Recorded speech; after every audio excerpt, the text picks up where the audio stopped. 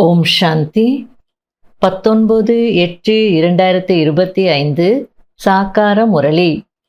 இன்று சிவ பகவான் கூறுகிறார், இனிமையான குழந்தைகளே, தன்னுடைய சுய தர்மத்தை மறப்பதுதான் அனைத்தையும் விட பெரிய தவறாகும்.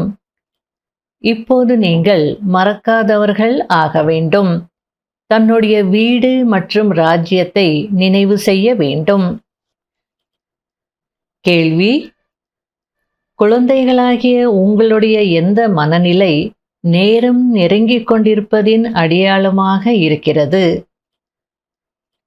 பதில்: குழந்தைகளாகிய நீங்கள் எப்போது நினைவு யாத்திரையில் சதா மூழ்கி இருப்பீர்களோ, புத்தி அலைவது நின்று விடுகிறதோ, வார்த்தைகளில் நினைவின் கூர்மை வருகிறதோ, அளவற்ற குஷியில் இருப்பீர்களோ, அடிக்கடி தன்னுடைய சத்யுக உலகத்தின் காட்சிகள் எதிரில் வருகிறதோ, அப்போது நேரம் அருகில் இருக்கிறது என்பதை புரிந்து கொள்ளுங்கள்.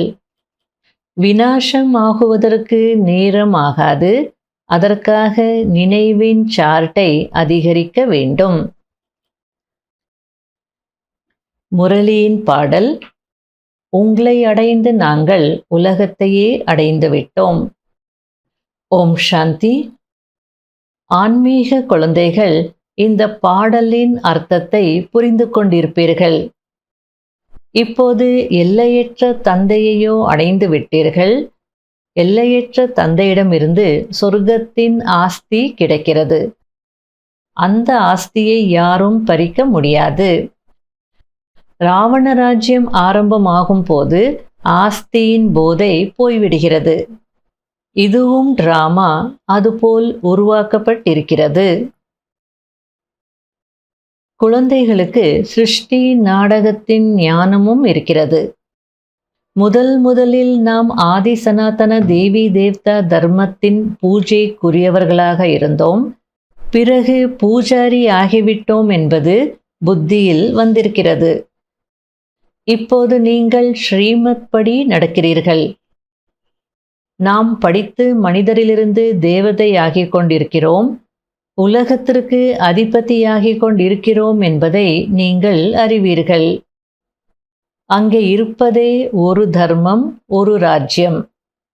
அங்கே உங்களுக்கு தூய்மை, அமைதி, சுகம், செல்வம் அனைத்தும் இருக்கும். இனிமையிலும் இனிமையான குழந்தைகளே, அரை கல்பத்தையும் விட அதிகமாக நீங்கள் சுகத்தை அனுபவிக்கிறீர்கள் என்று பாபா புரிய வைக்கிறார்.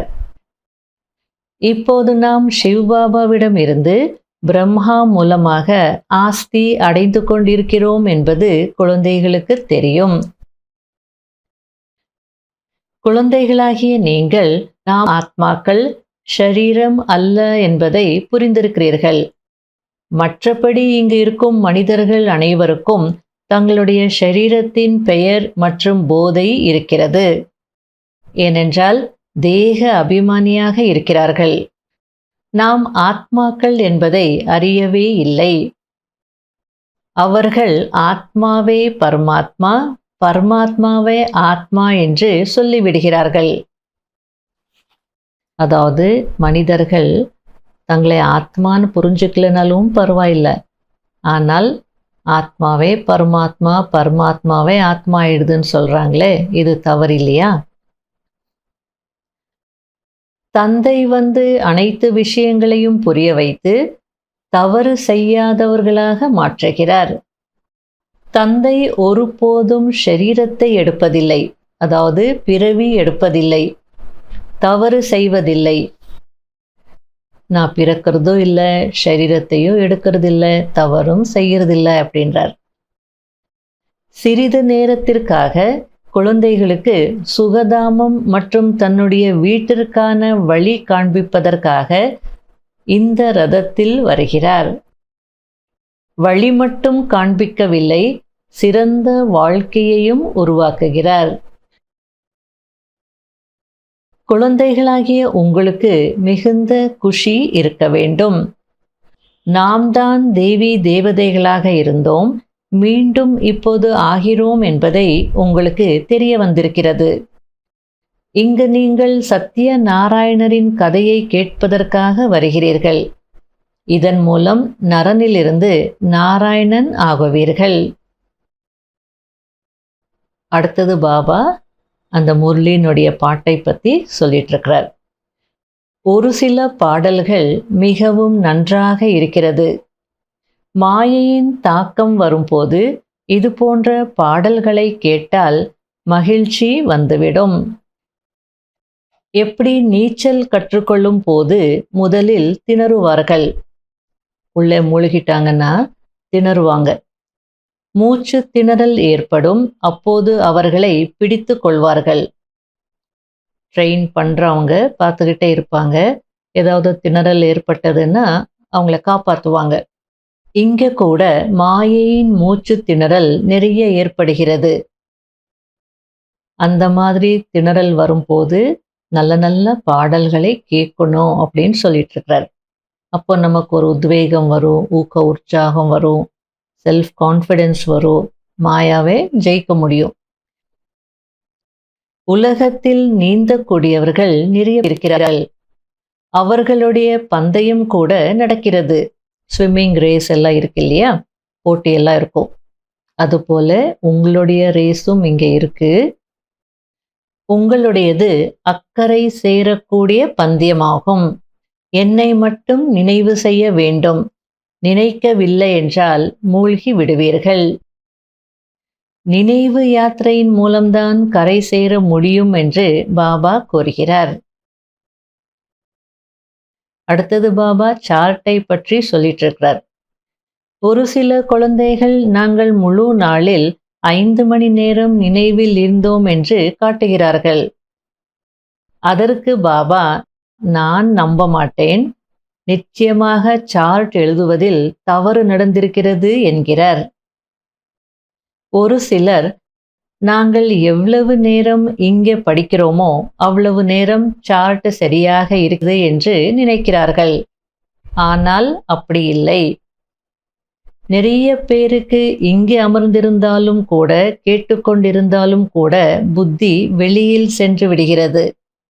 இங்கும் அங்கும் என்று சென்று விடுகிறது. கேட்பது கூட முழுமையாக கேட்பதில்லை. அதாவது கிளாஸ்ல நீங்க முரளி கேட்கும் போது, சப்போஸ் ஆத்ம உணர்வுல இருந்து பாபாவின் நினைவில் கேட்டீங்கன்னா நீங்க அதை சார்ட்டின் கணக்குல எழுதலாம் அப்படின்னு ஒரு சில நேரங்கள்ல பாபா சொல்வார். ஆனால் இப்போ என்ன சொல்லிட்டு இருக்கிறார் அப்படின்னா, அது கூட ஒழுங்கா கேட்கறது இல்ல. அந்த முரளிய கூட முழுமையாக கேட்கறது இல்ல. அதுக்குள்ள புத்தி அங்கே இங்கே வெளியில போயிடுறது. அப்ப என்னன்னு சார்ட் எழுதுவீங்க, எந்த கணக்குல கொண்டு வருவீங்க அப்படின்றார். அதனால சார்ட் எழுதுறது அப்படின்றது சரியாக புரிஞ்சுக்கிட்டு யதார்த்தமாக எழுதணும். அப்போதான் முன்னேற்றம் இருக்கு. ஏதோ எழுதணுன்றதுக்காக எழுதிட்டோம் அப்படின்னா மாற்றமும் இருக்காது, முன்னேற்றமும் இருக்காது. அதனால பாபா, நான் நம்ப மாட்டேன், நீங்க சரியா சார்ட் எழுதலை, சரியா புரிஞ்சுக்கல, அதனாலதான் 5 மணி நேரம் நினைச்சேன், 8 மணி நேரம் நினைச்சேன் நீங்க எழுதுறீங்க, சரியாக புரிஞ்சுக்கிட்டு எழுதுங்கன்றார். நம்முடைய ராஜ்யம் ஸ்தாபனை ஆகி கொண்டிருக்கிறது என்பது குழந்தைகளாகிய உங்களுக்கு தெரியும். இப்போது நினைவு யாத்திரையில் மூழ்கி இருங்கள். யாருக்கு வேண்டுமானாலும் திருஷ்டியினால் அம்பு பாய்ந்துவிட வேண்டும். அந்த அளவிற்கு சக்தியை நிரப்பிக்கொள்ள வேண்டும். யாராவது மந்த புத்தி உடையவர்கள் என்றால் அவர்கள் புரிந்து கொள்ள மாட்டார்கள். நிறைய பேர் வருகிறார்கள், பிறகு சென்று விடுகிறார்கள், பிறகு மீண்டும் வந்து விடுவார்கள். எங்க போக முடியும்? கடைசியில வந்தே ஆகணும். அப்படி வந்தாலும் பிரஜைகளிலும் நயா பைசா அளவிற்கு தான் பதவி அடைவார்கள். சரி, அவர்கள் கூட வேண்டுமல்லவா? நல்லது. இனிமையிலும் இனிமையான தேடி கண்டெடுக்கப்பட்ட செல்ல குழந்தைகளுக்கு மாத்பிதா பாப் தாதாவின் அன்பு நினைவுகள் மற்றும் குட் மார்னிங். ஆன்மீக குழந்தைகளுக்கு ஆன்மீக தந்தையின் நமஸ்காரம். கடைபிடிக்க வேண்டிய முக்கியமான சாராம்சம். முதல் பாயிண்ட், நாம் இப்பொழுது இந்த படிப்பை முடித்துவிட்டு மனிதனிலிருந்து தேவதையாகி உலகத்திற்கு அதிபதியாகுவோம் என்ற இதே போதையில் சதா இருக்க வேண்டும். நம்முடைய ராஜ்யத்தில் தூய்மை, சுகம், சாந்தி அனைத்தும் இருக்கும். அதை யாரும் அபகரிக்க முடியாது. இரண்டாவது பாயிண்ட், இக்கரையிலிருந்து அக்கறைக்கு செல்வதற்கு நினைவு யாத்திரையில் நன்கு நீந்தக்கூடியவராக ஆக வேண்டும். மாயையின் ஏமாற்றத்தில் திணறக்கூடாது. தன்னை சோதித்து கொள்ள வேண்டும். நினைவின் சார்ட்டை யதார்த்தமாக புரிந்து கொண்டு எழுத வேண்டும். வரதானம், முயற்சி மற்றும் எதிர்கால பலனின் கணக்கை அறிந்து கொண்டு தீவிர வேகத்துடன் முன்னேறி செல்லக்கூடிய ஞானம் நிறைந்தவர் ஆகுங்கள். முயற்சியின் மூலம் நீண்ட காலத்திற்கான பலனை உருவாக்கிக் கொள்வதற்கான நேரம் இதுதான். எனவே நாலெட்ஜ்ஃபுல் ஆகி தீவிர வேகத்துடன் முன்னேறி செல்லுங்கள். இந்த விஷயத்தில் இன்று இல்லை என்றால் நாளை மாறிவிடுவோம் என்று யோசிக்காதீர்கள். இதற்குதான் கவனக்குறைவு என்று சொல்லப்படுகிறது. இதுவரையிலும் பாப்தாதா ஸ்நேக கடலாகி சர்வ சம்பந்தங்களின் ஸ்நேகத்தில் குழந்தைகளுடைய கவனக்குறையை சாதாரண முயற்சியை பார்த்து கொண்டு கேட்டுக்கொண்டு இருந்த போதிலும் எக்ஸ்ட்ரா உதவி மூலம் எக்ஸ்ட்ரா மார்க்ஸ் கொடுத்து முன்னேற்றி கொண்டு இருக்கிறார். எனவே நாலெட்ஜ்ஃபுல் ஆகி, அதாவது ஞானம் நிறைந்தவராகி, தைரியம் மற்றும் உதவி என்ற விசேஷ வரதானத்தின் லாபத்தை எடுத்து கொள்ளுங்கள். எவ்வளோ நல்லா பாபா சொல்லிட்டு இருக்கிறார். நீங்கள் செய்கிறதெல்லாம் எனக்கு தெரியாதுன்னு இல்லை, நீங்கள் கவனக்குறைவாக இருக்கிறீங்க, சாதாரண முயற்சி செய்துட்ருக்கீங்க, அதெல்லாம் நான் பார்த்துட்டும் இருக்கிறேன், கேட்டுட்டும் இருக்கிறேன். இருந்தாலும் எக்ஸ்ட்ரா உதவி மூலம் எக்ஸ்ட்ரா மார்க்ஸ் கொடுத்து முன்னேற்றிட்டு இருக்கிறேன். அதை நல்லா புரிஞ்சுக்கோங்க. நாலெட்ஜ்ஃபுல் ஆகி தைரியம் மற்றும் உதவி என்ற விசேஷ வரதானம் இப்போ கிடைச்சிட்ருக்கு, அந்த லாபத்தை எடுத்துக்கோங்க அப்படின்றார். ஸ்லோகன், இயற்கைக்கு அடிமையாக கூடியவர்கள்தான் மனச்சோர்வு அடைவார்கள். எனவே இயற்கையை வென்றவர் ஆகுங்கள். அவ்யக்த சமிகை, யாராவது கடலில் மூழ்குகிறார் என்றால் அந்த நேரம் கடலை தவிர வேறு எதுவும் கண்களுக்கு தென்படாது. எனவே தந்தை, அதாவது சர்வ குணங்களின் கடலில் மூழ்கி விடுவது, இதற்குதான் அன்பில் மூழ்கிய நிலை என்று சொல்லப்படுகிறது.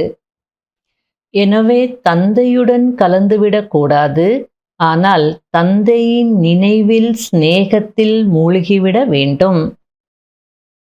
அதாவது சிவபாபாவுக்குள்ளே ஐக்கியமாகிவிட முடியாது, ஆனால் பாபாவின் நினைவில் ஸ்நேகத்தில் குணங்கள் என்ற கடலில் மூழ்கிடணும் அப்படின்றார்.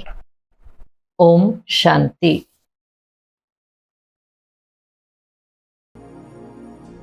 தினந்தோறும் வந்தாய் என்னை நீயும் தேடி, ஞானத்தை கையிலேந்தி உயர் ஞானத்தை கையிலேந்தி